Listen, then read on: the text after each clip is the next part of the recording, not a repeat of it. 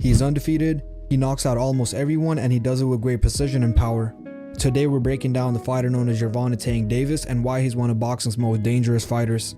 So let's start off by the first thing that makes Tank so good at boxing. It's his counterpunching. As we know, the two most common types of counterpunching are the roll and counter and the slip and counter. Here's an example of Tank utilizing the roll and counter to knock Ryan Garcia down. As you can see in the video, Tank throws a lead hand as a bait and Ryan throws a lead hook. Tank then uses that opportunity to roll under it and then come up with an uppercut. The crazy thing about it is that he did not have any pause between the entire counterpunch. This also goes on to show his boxing IQ, as he was near sure that Ryan was going to throw a lead hook. Now here's another example of Tank utilizing the slip and counter. As you can see in the video, Tank slips a jab on the outside and then goes on to follow up with an uppercut. These are just two examples, there's a lot more. This just goes on to show how exceptional Tank's counterpunching is. Now that we're done covering his counterpunching, let's move on to the next thing that makes Tank so good at boxing. It's his agility and speed. Tank is hella underrated for his speed. He's a small boxer that stands at about 5'5" and weighs about 135 pounds. This gives him an advantage to slip or get away quickly, which not a lot of people know about. One of the most common training drill Tank uses for his speed is mitt work at a very fast rate. Then obviously bag work or shadow boxing with light dumbbells or resistance bands. Ryan Garcia has one of the fastest lead hooks in the entirety of boxing, and Tank was able to slip and come up with a counter very fast. Now let's move on to the next thing that makes Gervonta Davis so good at boxing. It's using his height to his advantage. Tank is about 5'4", 5'5", and one thing exceptional about him is that he lowers himself and fights upward. Even the former heavyweight champion Mike Tyson used this to his advantage since he was shorter than an average heavyweight. Mike Tyson often remained low with the peekaboo stance and exploded from a lower height. This gives you a lot more power, especially for uppercuts, since you have a lot more time to explode. It also gives Tank a lot more chances to avoid getting hit. Staying low is one of the best things you can do as a shorter boxer. Now let's move on to the next thing that makes Gervonta Tank Davis so good at boxing. It's a stance and footwork. Tank is a southpaw, which means he's left-handed. Being a southpaw can certainly be an advantage since most people have experience fighting orthodox boxers instead of southpaw, and most southpaw boxers end up sparring orthodox boxers since they're a lot more common.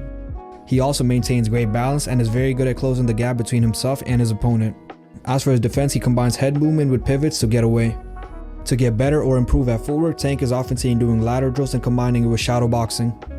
Additionally, sparring can also be very beneficial to master footwork placement, not to mention that Tank has sparred Devin Haney and a lot more boxers.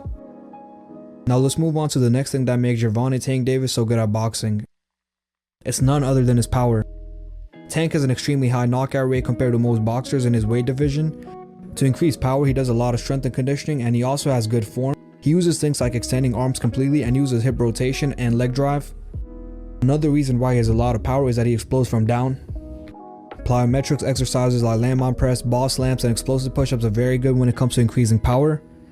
Also, most of punching power comes from the legs and core, so leg raises, crunches, and squats are very effective too.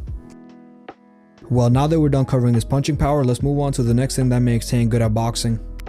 It's his accuracy. Even more than his power, Tank's accuracy is something that gives him a lot more knockouts compared to his power alone. In modern boxing, it's about the quality and the placement of the punch more than power.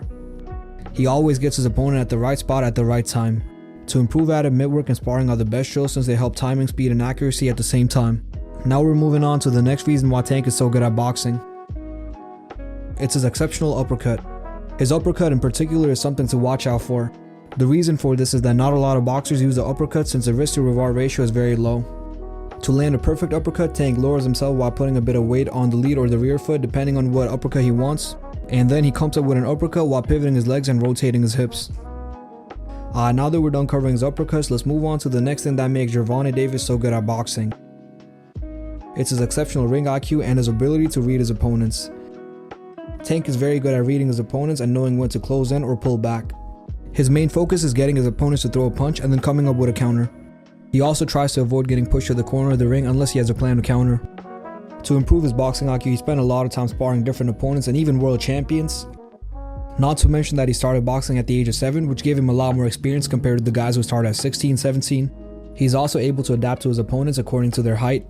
He fought and beat Pitbull Cruz, who did put up a very good fight, and he was even shorter than Tank. Now let's move on to the last thing that makes Gervonta Davis so good at boxing. It's his stamina. It's not that he doesn't gas out, it's more like he's very good at preserving energy throughout the entire fight. For example, he throws a lot less punches in a fight compared to most boxers, and most of his punches are precise with good power. Additionally, to build stamina, he does a lot of running and sprints like interval training. So interval training is mixing a low intensity task with a high intensity task. For example, going all out on the heavy back for 30 seconds after doing low intensity bag work.